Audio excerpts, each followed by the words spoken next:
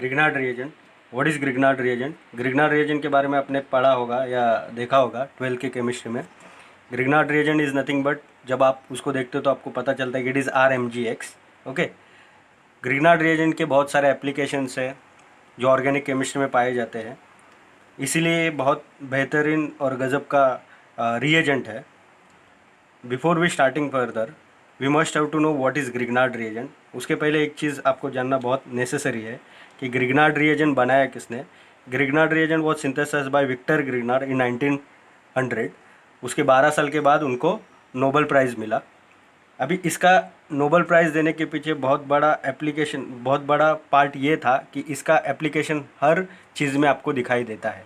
Okay, basically Grignard reagent work कैसे होता है, उसके पहले उसका नाम आपको जानना बहुत महत्वपूर्ण होगा। इसी को आप क्या कहते हो? Organo magnesium halide. अभी नाम में ही सब दिया है। ऑर्गेनो मतलब R ग्रुप, मैग्नीशियम और ये आपका हेलोजन ग्रुप। बेसिकली हेलोजन जो आपको दिया जाता है वो X से हम डिनोट करते हैं। It can be iodine, bromine, chlorine या फ्लोरीन। विक्टर ग्रिग्नार्ड ने जब ये RMgX बनाया तो इसका बहुत सारे चीज़ में एप्लीकेशंस आपको दिखाई दिया। पर before we proceed further the application part, we must have to know how it is synthesize. इसको सिंथेसाइज कैसे किया? ओके, सिंथेसाइज कैसे किया? सिंथेसिस के लिए आपको, आप देख सकते हो यहाँ पे क्या है, एक R ग्रुप है, एक Mg ग्रुप है और एक X ग्रुप है। ग्रिग्नार्ड ने जब ये बनाने का प्रयास किया तो उन्होंने 3 चीज़ों का इस्तेमाल किया था। पहला था RX जो है आपका अल्काइल हलाइड। ओके, यहाँ पे ये प्लस होता है और ये आपका माइनस होता है। और ग्रिग्नार्ड ने यहाँ पे मैग्नीशियम मेटल डाला और in presence of ETO। ETO का मतलब क्या होता है? ETO मतलब होता है आपका di ethyl ether. Di ethyl ether, 2 ethyl group है जैसे C2H5 क्लब हो गए 2 एक दूसरे के साथ via oxygen. So it is your di ethyl ether. Di ethyl ether क्यों लिया था ये हम आगे मैं जब आपको एक्सप्लेन करूँगा तो आपको समझ में आएगा। अभी मैग्नीशियम, ओके, जब RMgX इसके साथ रिएक्ट होता है, बेसिकली ऑर्गेनिक या किसी भी केमिस्ट्री में हमें ये पता चलता है कि कोई पॉजिटिव चीज़ दूसरे नेगेटिव के साथ रिएक्ट हो गई तो एक न्यूट्रल स्पीसीज मिलता है। पर हम यहाँ पे मेटल इस्तेमाल कर रहे हैं तो यहाँ का केमिस्ट्री थोड़ा सा बहुत अलग है पर बहुत बेहतरीन है। जैसे आप देख सकते हो ये क्या बनाता है, RMgX। अभी मैग्नीशियम का वैलेंसी यहाँ पे कितना है, +2 है। अभी ड्यू टू दैट मैग्नीशियम यहाँ का जो R पॉजिटिव था वो क्या हो जाता है, निगेटिव, और ये X ऑलरेडी हो जाता है, जैसे होता है वैसे निगेटिव रहता है। अभी ये R यहाँ पे क्या हो गया, निगेटिव हो गया।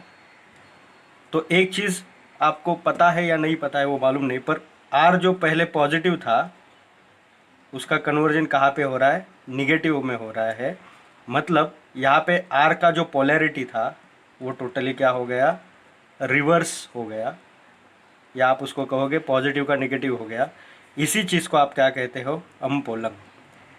अम्पोलंग ये काम कौन करता है, आपका मेटल।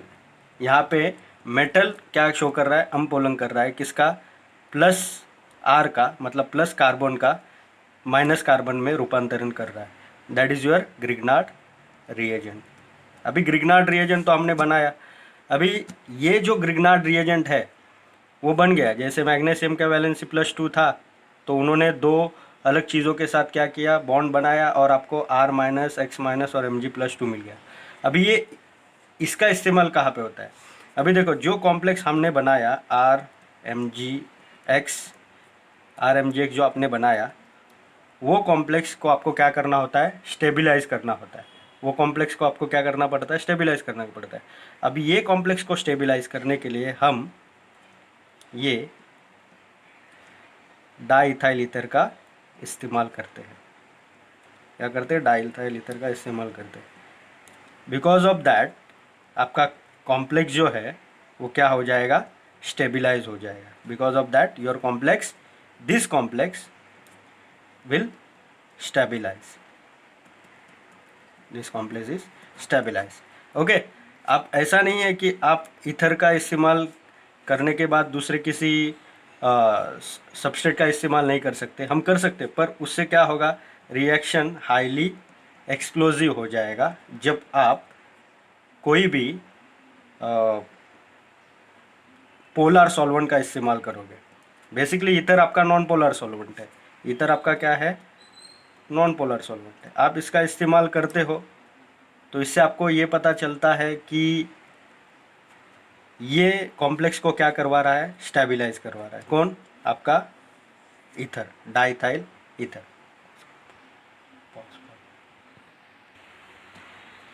तो हमने देखा कि RMgX क्या हो गया, आपका स्टेबलाइज हो गया। अभी इसका रिएक्शन देखते हैं, let me not waste to the time. Reaction का मतलब देखो, RMgX जो आपने लिया है वो कहाँ पे अटैक कराएगा या कहाँ पे उसका एप्लीकेशन आएगा। ओके, इसका एप्लीकेशन बहुत सारे चीज़ों में रहता है, पर एप्लीकेशन पार्ट के पहले आपको एक चीज़ जानना बहुत ज़रूरी है कि RMgX जो है वो एसिडिक हाइड्रोजन के साथ क्या करता है, रिएक्ट करता है। एसिडिक हाइड्रोजन के साथ क्या करता है, रिएक्ट करता है। ओके,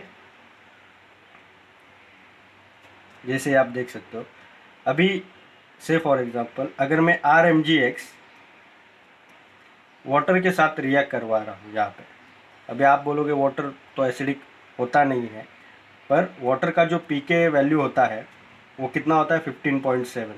ओके, 15.7, तो वाटर इज स्लाइटली एसिडिक, 15.7। जैसे आपको मालूम है acidity is inversely proportional to your pK value. Okay, तो वो इतना स्ट्रांग नहीं है पर थोड़ा सा एसिडिक है as compare to your alcohol. Okay, alcohol का भी हम देखेंगे एसिडिटी। अल्कोहल का बेसिकली एसिडिटी रहता है ROH का 15 से 18 के बीच में pK वैल्यू रहता है। ओके, अभी वाटर का pK वैल्यू 15.7 है।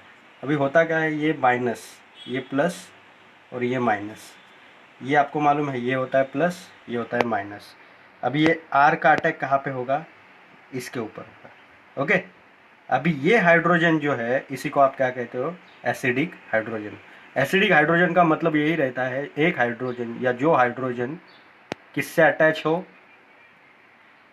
मोस्ट या इलेक्ट्रो नेगेटिव ग्रुप के साथ जो हाइड्रोजन अटैच हो उसको आप क्या कहते हो, एसिडिक हाइड्रोजन। ओके, तो अभी आपको यहाँ पे दिखाई दे रहा है कि OH माइनस है और ये H प्लस है, तो ये क्या हो गया आपका एसिडिक हाइड्रोजन। ग्रिग्नार्ड रिएजेंट का काम यही रहता है कि वो एसिडिक हाइड्रोजन को एब्स्ट्रैक्ट करे और आपको प्रोडक्ट दे। मतलब हमने यहाँ पे ग्रिग्नार्ड रिएजेंट का इस्तेमाल करके क्या बनाया, अल्केन बनाया। तो जहाँ जहाँ पे भी आपको एसिडिक हाइड्रोजन मिलेगा वहाँ वहाँ पे आप ग्रिग्नार्ड रिएजेंट का इस्तेमाल कर सकते हो।